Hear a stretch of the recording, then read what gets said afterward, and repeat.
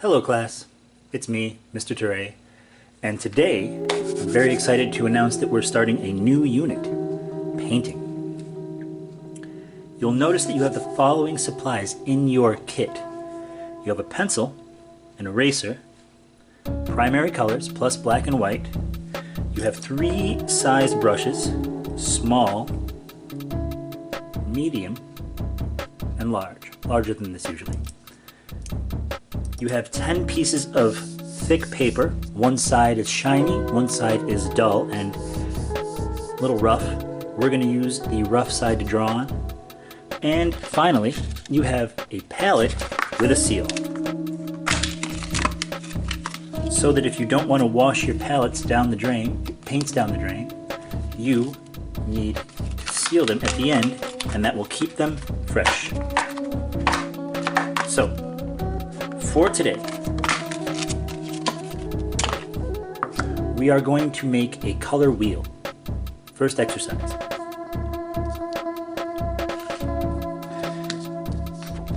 Take the rough side of the paper, and I want you to draw a circle.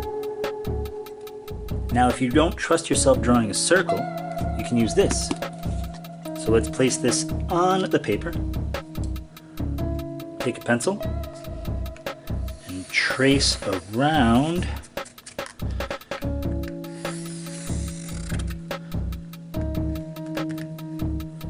fully the palette. You should be able to see a nice circle. Alright, now with your pencil you are going to draw a circle on the top.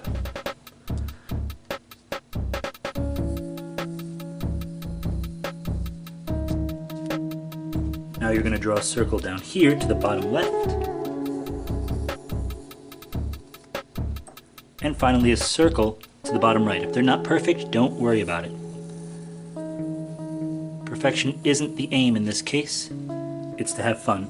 Now you can either erase the line in the middle with this eraser or this one. I suggest the pink pearl because this can get dirty and leave smudges. It's happened to me and it's frustrating.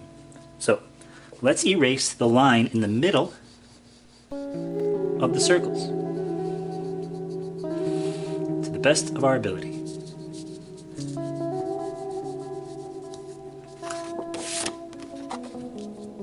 And notice that our work area is clean. It's nice and organized. We want to try our best to keep it that way.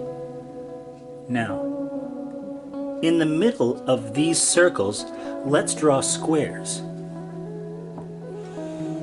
So, to the best of our ability, we're going to draw a square in between these 2 circles. We're going to draw a square in between these 2 circles. Nice and relaxed.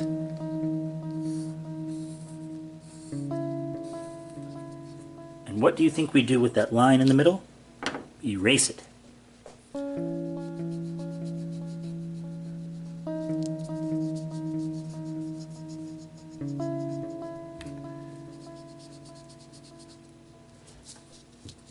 Finally, when we have things mostly to where we want them, we realize we have the color wheel. Now it's time for the second and most exciting part. For this stage, of course we're going to edit that, we're going to introduce a cup of water and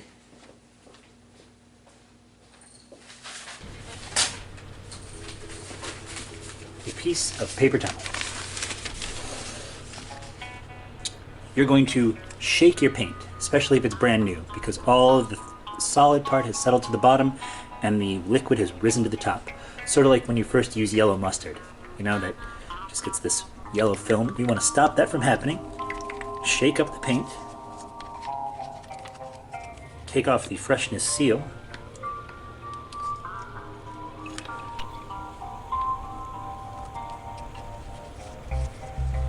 And choose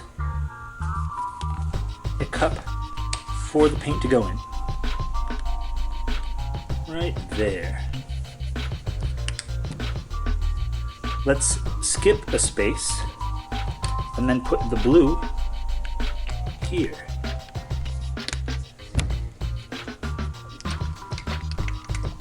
Skip a space and maybe put the yellow here. Now,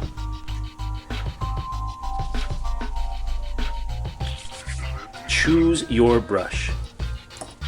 I like to use a big brush, the flat end. So just like the blue is on top up here, the blue is going to go right here.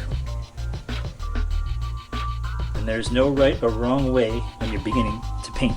So I will just draw on the inside with the brush. Push the blue around till you get comfortable. Painting is actually very fun.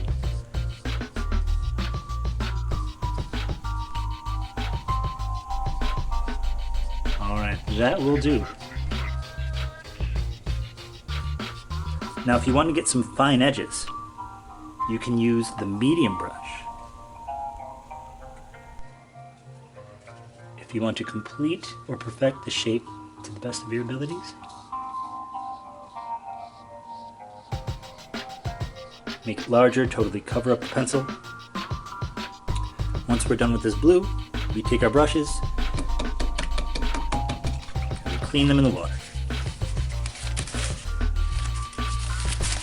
A good way that I tell that a brush is clean or not, instead of finding out here that it's not, I just brush it on my hand to see if there's any paint that comes off. So down here we have the red. Once again, dip the brush in that pure red paint and fill in the circle. Dip the brush in the pure red paint, push it around. A challenge would be to see if you can push it around without using any other type of brush. Ooh, I got a little sloppy.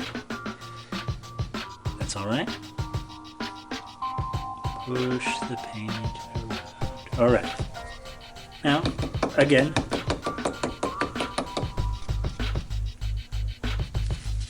I clean off the brush. And finally, the yellow. We can just load up the yellow because it's a lighter color, and you may see some pencil go through it.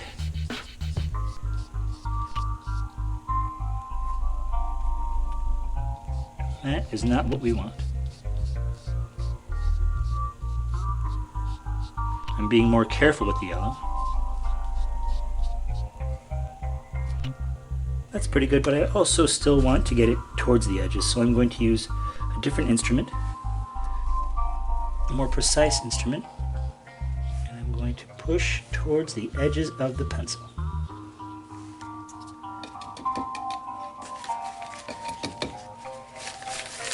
We're still making sure that our space is neat, especially if you're painting on like a kitchen table. You want to make sure it's neat as possible. All right, now it's time to mix colors. So just like we have a blue and a red here, we have a blue and a red here, and a space in between. What we're going to do is we are going to take some blue and put that blue in the space in between. But before we take this brush and go into the red, which we're going to mix with the blue, we need to wash this brush because we don't want to contaminate this color. So, quickly, carefully wash the brush.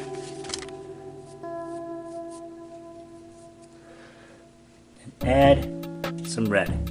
To make what color do you think? Let's add little bits at a time so we don't go too far. What color do you think we're going to make if we mix blue and red together? I think you already know, if you had my class, it's purple. Nice rich purple.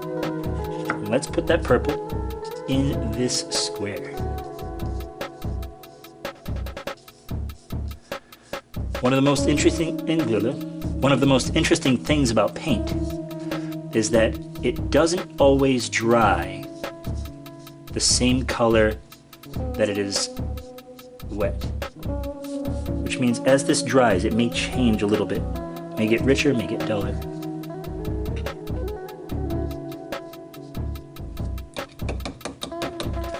Alright, I think you know the drill. In between the yellow and the red, let's see what happens. Take some red, maybe mix it here in this case.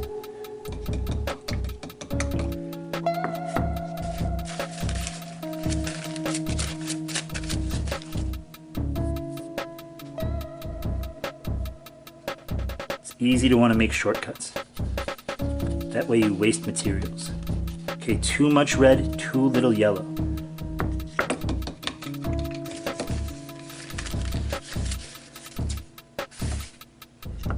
Let's add more yellow.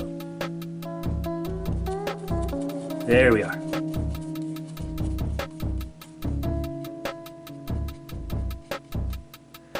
Now, in between the yellow and the red, actually, are you happy with this, or maybe do you want a little more yellow? I want a little more yellow. So if you're happy with that rich orange, that blood orange, that's perfectly fine, but I want a little more yellow to see what we can do. Yeah, that's it. Okay, let's make a nice orange square. What you're making right now is called a color wheel. It's sort of like a map. Lets you know how you got to a certain color and how you can get back. That's a nice fiery orange. Washing that brush, squeezing it in the paper towel, brushing our hand. It's finally time for the last. Let's scoop just a little blue. Boopity boop, boopity bop. Now, what we've learned about yellow is that it takes a lot of yellow to change a color. So I think it'll take more yellow than usual to make a good green. So let's scoop a lot. And then scoop a little more. And then you're going to try to make a nice green. But that blue is strong.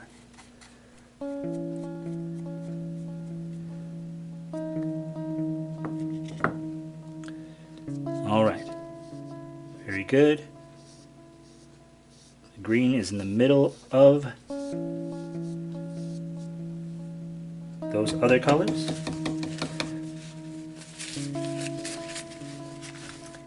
So what you have is you have three primary colors, which are the circles: a blue, a red, and a yellow.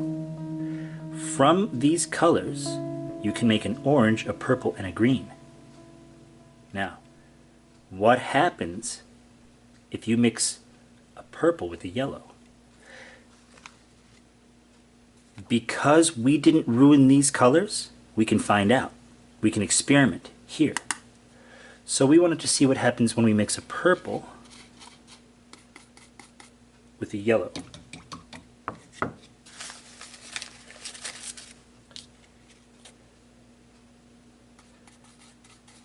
Ooh, that's interesting. If you want, you can put that in between these two. In this middle area, you can fill with whatever colors you want. This is the first lesson.